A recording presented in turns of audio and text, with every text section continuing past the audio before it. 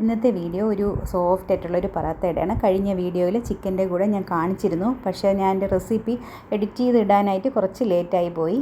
അപ്പോൾ ഇത് വളരെ സോഫ്റ്റ് ആയിട്ടുള്ളൊരു പറാത്തയാണ്. നമുക്ക് കുഴച്ച് വെച്ചിരുന്നാൽ രാവിലെ കുട്ടികൾക്ക് കൊടുത്തു വിടാനൊക്കെ നമുക്ക് എളുപ്പമാണ്.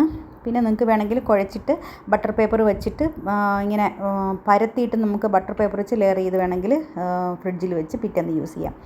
ഇതിൽ ഞാൻ 200 ml പാലെടുത്തു. അതിലേക്ക് ഒരു മുട്ട ചേർത്തു.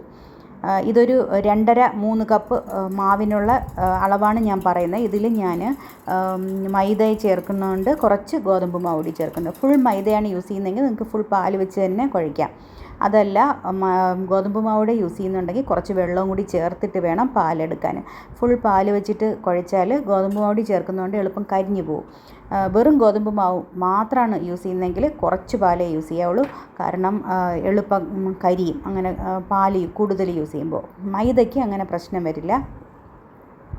ഇതിൽ കുറച്ച് എണ്ണ സൺഫ്ലവർ ഓയിൽ ഒഴിച്ചു. വെളിച്ചെണ്ണ ഉപയോഗിക്കരുത് ഇതിൽ. സൺഫ്ലവർ ഓയിൽ അതല്ലെങ്കിൽ കുറച്ച് നെയ്യ് ഏതെങ്കിലും നമുക്ക് യൂസ് ചെയ്യാം. ഇത് കുറേശ്ശെ ഒഴിച്ച് ഒന്ന് കുഴച്ച് കൊടുക്കണം. ഉപ്പും ചേർത്തു. വേണമെങ്കിൽ ഒരു നുള്ളു പഞ്ചസാര കൂടി ചേർക്കാം ഒരു ടേസ്റ്റിനായിട്ട്. അത് വേണ്ടാത്തവർ ചേർക്കണ്ട. ഇതിൽ ഞാൻ 1.5 കപ്പ് മൈദയും 1 കപ്പ് ഗോതമ്പ് മാവുമാണ് ഞാൻ എടുത്തത്. അതല്ല ഹാഫായിട്ട് വേണമെങ്കിൽ എടുക്കാം. ഒരു 2 കപ്പ് മാവ്, 2 കപ്പ് മൈദ, 2 കപ്പ് ഗോതമ്പ് മാവ് അങ്ങനെ എടുക്കാം. നന്നായിട്ട് ഒരു സ്ഥലത്ത് വെച്ചിട്ട് തന്നെ കുഴയ്ക്കണം. എന്നാലേ ആ മാവ് നമുക്ക് ചപ്പാത്തിക്കായാലും ഇങ്ങനെ കുഴയ്ക്കുമ്പോഴേ അത് നല്ല സോഫ്റ്റായിട്ട് വരും. ഇത് അരമണിക്കൂർ അല്ലെങ്കിൽ 1 മണിക്കൂർ, അരമണിക്കൂർ വെച്ചാലും മതി. അങ്ങനെ വെച്ചേക്കണം. മൈദയാണ് യൂസ് ചെയ്യുന്നതെങ്കിൽ ഫുൾ മൈദ യൂസ് ചെയ്താൽ നിങ്ങൾ 1 മണിക്കൂറെങ്കിലും വെച്ചാൽ നല്ല സോഫ്റ്റായിട്ട് കിട്ടും. ഇതിങ്ങനെ കവർ ചെയ്ത് വയ്ക്കണം. ഇതിനെ കുറച്ച് വലിപ്പമുള്ള ഉരുളയാക്കി എടുക്കണം. എന്നാലും നമ്മൾ പരത്തി ഒന്ന് മടക്കിയൊക്കെ വരുമ്പോൾ ഒരു നല്ലൊരു സൈസുള്ള പറാത്തയായിട്ട് കിട്ടുള്ളൂ. ഇത് നമ്മൾ ഗോതമ്പ് മാവ് യൂസ് ചെയ്യുന്നതുകൊണ്ട് പരത്താൻ എളുപ്പമായിരിക്കും. അതുകൊണ്ടാണ് ഞാനിതിൽ ഗോതമ്പ് മാവ് എടുത്തത്. അതുമാത്രമല്ല ഫുൾ മൈദ യൂസ് ചെയ്യേണ്ടെന്ന് വിചാരിച്ചു.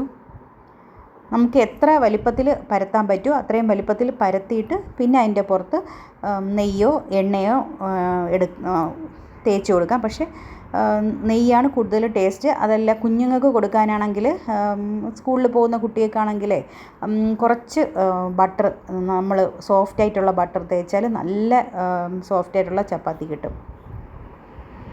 നമ്മൾ ചുടുന്ന സമയത്തും ബട്ടർ തേക്കുമ്പം വളരെ ടേസ്റ്റി ആയിട്ടുള്ള ഒരു പറാത്തയാണ് ഉണ്ടാക്കാൻ പറ്റുന്നത്. അത് നിങ്ങളൊന്ന് ട്രൈ ചെയ്ത് നോക്കണം. കുട്ടികൾക്ക് കൊടുക്കാനാണ് നല്ലത്. വലിയ ആൾക്കാരത് യൂസ് ചെയ്യരുത്. കുട്ടികൾക്കത് വളരെ നല്ലതാണ്. സ്കിന്നിനൊക്കെ നല്ലതാണത്. ഇങ്ങനെ പരത്തി അതിൽ നെയ്യ് തേച്ച് ഇങ്ങനെ മടക്കി നമ്മൾ ഏത് ഷേപ്പിൽ വേണമെങ്കിൽ നിങ്ങൾക്ക് അതിങ്ങനെ ഷേപ്പ് നിർബന്ധമൊന്നുമില്ല. ഞാൻ പിന്നെ ആ സ്ക്വയറായിട്ട് തന്നെ അങ്ങനെ പരത്തിയതാണ്.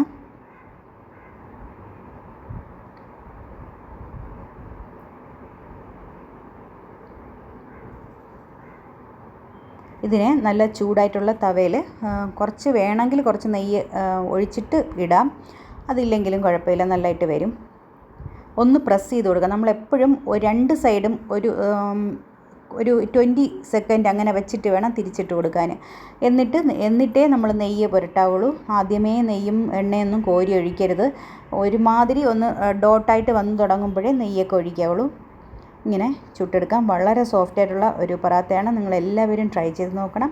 ഇഷ്ടപ്പെട്ടാൽ ലൈക്ക് ചെയ്യാനും ഷെയർ ചെയ്യാനും പിന്നെ സബ്സ്ക്രൈബ് ചെയ്യാനും മറക്കരുത്. അപ്പോൾ അടുത്ത നല്ലൊരു വീഡിയോയുമായി കാണാം. ബൈ.